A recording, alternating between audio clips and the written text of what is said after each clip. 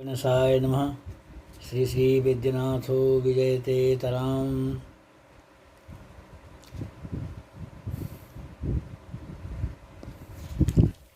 कामेश्वर सिंह दरभंगा संस्कृत विश्वविद्यालयस्य कुलपति महानुभावानाम् आदेशमनुपालयन् पुनश्च प्रोफेसर दिलीप कुमार झा CCDC महोदयानां निर्देशमनुपालयन् गिद्धोरस्थ श्रीरावणेश्वर संस्कृत महाविद्यालयस्य प्रभारी प्रधानाचार्यः देवर्षिनाथ पाण्डेयोः मधुना निर्देशमनुसृत्य ऑनलाइन कक्षा संचालनाय समुपस्थितः। तत्र कक्षा संचालनात् पूर्वम् इदं खलु अस्माभिः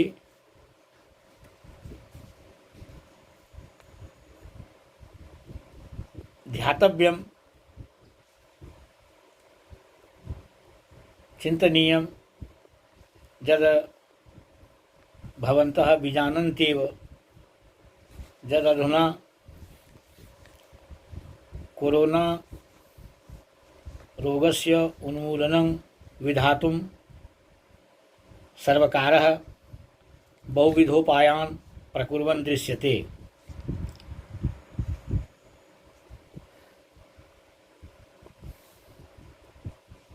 तत्र निर्दिष्टं चापि यत् अस्माभिरपि मुखनासिकावरणपट्टिका अवश्यमेव प्रयोक्तव्या।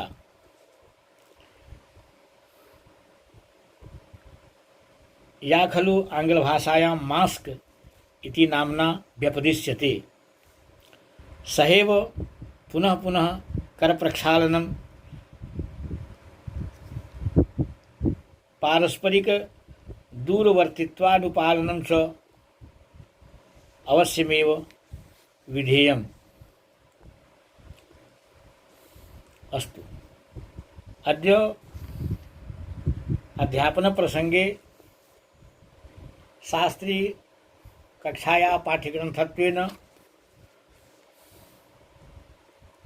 स्वीकृतम् अभिज्ञानशाकुन्तल नाम नाटकम् इदानीम् उपस्थाप्यते मया। तत्र अभिज्ञानशाकुन्तल नाटके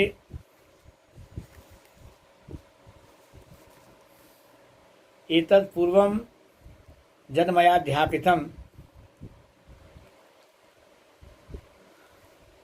तत् पद्यमासीत्। असंशयं क्षत्रपरिग्रह क्षमा जदार्जमस्यामभिलाषि मे मनः शतांगि संदेह पदेषु वस्तुषु प्रमाणमन्तः करण प्रवृत्तयः। अयं श्लोकः व्याख्या प्रसंग पुरस्सरं मया अध्यापितः। तदनन्तरं प्रथमाङ्कस्य अयं प्रसंगः, नाटकस्य प्रथमाङ्के अयं प्रसंगः वर्तते। तदानीं प्रथमाङ्के यदा राजा दुष्यन्तः महर्षि कण्वाश्रमं प्रविष्टवान्, तदा तत्र राजा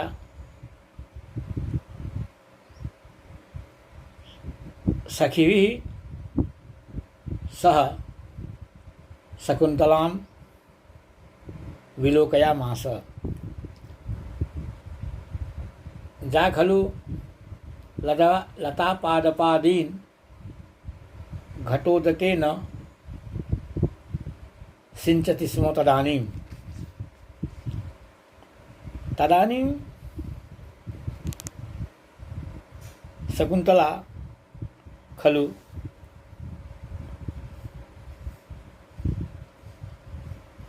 स्वसंभ्रमम वक्ति। स्वसंभ्रमम संभ्रमेण त्रासेन सहितं स्वसंभ्रमम स्वसाध्वसम तत्र कथयति शकुन्तला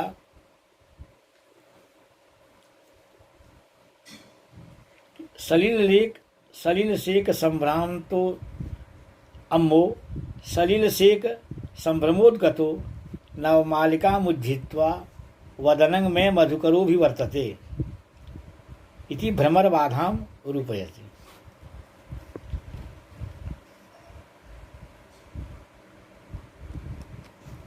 शकुंतला कहती है,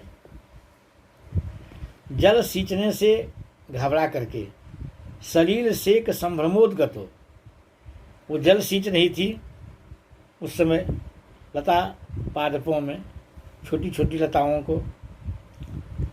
उसी समय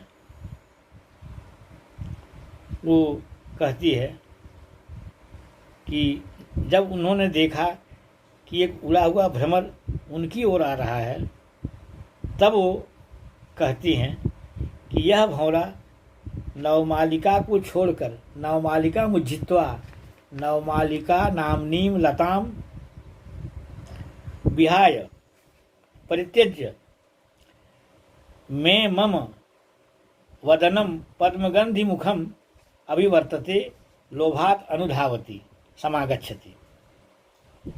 यह जो भ्रमर है, यह नवमालिका लता को छोड़ करके मेरे मुख की ओर आ रहा है, मेरे मुख की ओर उड़ रहा है, पास आकर के। इत्युक्त्वा, यह कह करके भ्रमर बाधाम अभिनयति, रूपयति अभिनयति, भ्रमर से अपने आप को व्यथित होने का, पीड़ित होने का अभिनय करती है।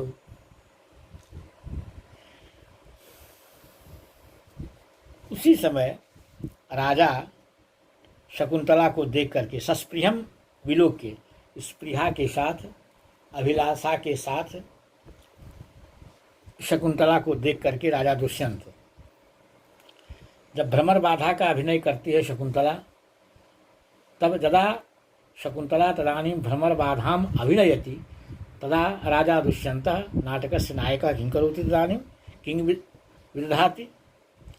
राजा सस्पृहं विलोक्य, स्पृहा सहितं, सस्पृहं औत्सुक्य सहितं आह, उक्तवान्, कहा, चलापांगां दृष्टिं स्पृशसि बहुशो बेपथुमतिं रहस्याख्यायीव स्वनसि मृदुकर्णान्तिकचर करं व्याधुन्वन्त्याः पिबसि रति सर्वस्वमधरं वयं तत्त्वान्वेषान् मधुकरहतास्त्वं खलु कृति।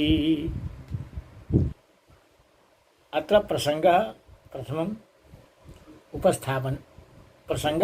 उपस्थापनीयः।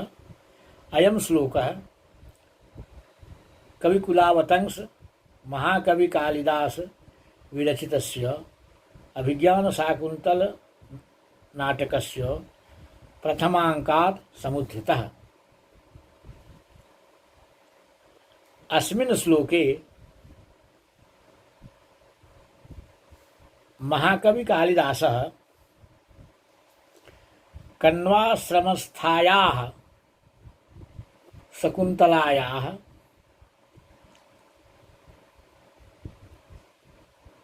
कण्वाश्रमस्थितायाः तस्याः शकुन्तलायाः नायिकायाः अवलोकनं विधाय राज्ञः दुष्यन्तस्य चेतसि कीदृशी भावना समुत्पद्यते, कीदृशी स्पृहा समुद्भवति चेतसि राज्ञः, तदेव महाकविरत्र वर्णयति। राजा तदानीं कथयति, यह प्रसंग हो गया। अयम श्लोकः यहाँ से लेकर यहाँ तक जो है वो उसको प्रसंग के रूप में परीक्षा में लिखा जाएगा। तदनंतर तत्पश्चात अब इस श्लोक का पहले हम अन्वय करेंगे। चलापांगाम दृष्टिम स्पृशसि बहुशो बेपथुमतिम रहस्याख्या इव स्वनसि मृदुकर्णान्तिकचरः करं व्याधुन्वन्त्याः पिबसि रति सर्वस्वमधरं वयं तत्त्वान्वेषान् मधुकर हतास्त्वं खलु कृति। मधुकर चलापांगाम बेपथुमतीं दृष्टिं बहुशः स्पृशसि रहस्याख्यायिव कर्णान्तिकचरः सन् मृदुस्वनसि करं व्याधुन्वन्त्या रति सर्वस्वमधरं पिबसि त्वं खलु कृति अवयं तत्त्वान्वेषात् हताः। अयमत्र अन्वयः भवद्भिः वेदितव्यः। तदानीं राजा शकुन्तलायाः भ्रमरबाधां विलोक्य अनुभूय मधुकरं संबोधयन् भ्रमरं संबोधयन् कथयति राजा दुष्यन्तः, हे मधुकर, हे भ्रमर, चलापांगां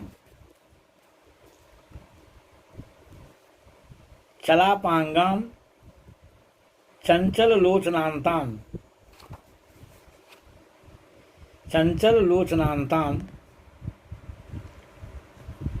बेपथुमतीं भयेन कंपातिशयवतीं तस्याः शकुन्तलायाः दृष्टिं चक्षुः बहुशः अनेकवारं पौनः पुण्यं वारं वारं स्पृशसि आलिंगसि। रहस्यं यद् गोपनीयं किंचित् आचस्ते वदति इति रहस्याख्यायी गुप्तवार्ताकर्ता कर्णान्तिकचरः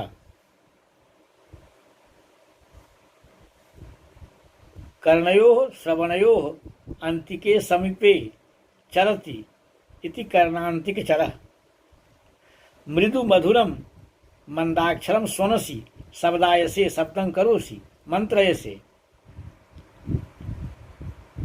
एवं प्रकारेण पुनश्च करो हस्तपल्लवो व्याधुन्वन्त्याः निवारणाय कंपयन्त्याः अस्याः शकुन्तलायाः रतिसर्वस्वं प्रीतिसर्वस्वं रते श्रुतस्य श्रुतव्यापारस्य सर्वस्वं प्रधानांगभूतम् अधरामृतं पिबसि इदानीं त्वम् आस्वादयसि भ्रमर। एवं मधुकरस्य वृत्तिं परामृश्य ततएव तस्य धन्यतां प्रतिपादयन् आत्मनश्च अधन्यतां कथयन्नाह। तदानीं राजा दुष्यन्तः कथयति, त्वं भवान् खलु निश्चयेन कृति भाग्यशाली भाग्यवान् वयं सकलकला सौभाग्यशालिनः नानाविधमनोरथाः कमनीया कृतयोपि तत्त्वान्वेषात् वास्तविक वृत्तांत जिज्ञासया किमियं क्षत्रियोग्या अस्ति न वा किमियं परिग्रहयोग्या अस्ति न वा पूर्वमेव उक्तम् असंशयं छत्र परिग्रह क्षमा। इयं क्षत्रियोग्या अस्ति न वा इत्यादि तत्त्वं गवेषयन्तः विचिन्तयन्तः हताः वंचिताः एव। अत्र श्लोके व्यतिरेक भ्रांतिमत स्वभावोक्ति काव्यलिंग समासोक्ति श्रुत्यनुप्रासालंकाराः अस्मिन् श्लोके वृत्तं चापि शिखरिणी। कहने का अर्थ यहाँ था, कहने का विशेषार्थ था, तात्पर्य था